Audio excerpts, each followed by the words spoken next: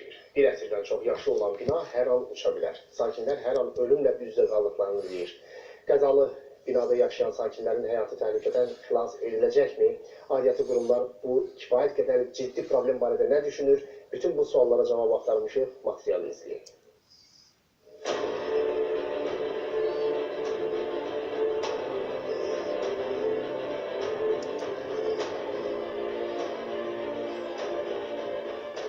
Yaşayış binasının demək olar ki, hər tərəfində eyni mənzərə hökm sürür. Yəni, bina uçub dağılır, döşəmələrində hərəkət etmək isə olduqca təhlükəlidir.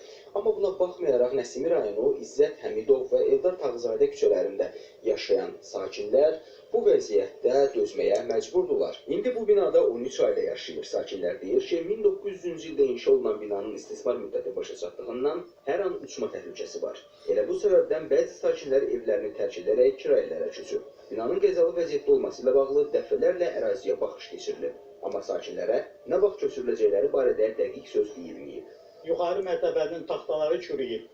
Getmək çətindir. Pilləkənə baxdıq görsən, özünüz görərsiniz. Evin altına baxın, taxta necə çürüyür. Birazdan burada uçacaq.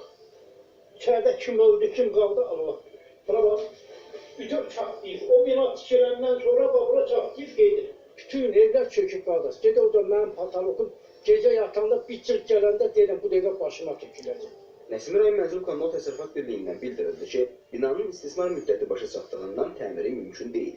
Ona görə də köhnə binanın sökülərək əvəzində yenisinin inşa edilməsi üçün tikinti şirkətlərinə təkliflər olunub. Artıq tikinti ilə maraqlananlar var. Bir neçə tikinti şirkət tərəfindən həmin ünvanlarda araşdırmalar aparılıb.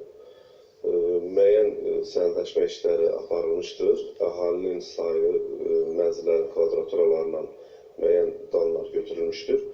Hal-hazırda bu istiqamətdə işlər gedir. Belə aydın olur ki, problemin həllində işıq ucu var. İndi sakinlərə tikinti şirkətinin təklif edəcəyi şərtlərlə razılaşıb, qəzalı evlərdən çıxacaqları günü gözləməyə qalır. Əhməd Məmmədov, Rahil Bəhlulzadə, ATV Xəbər.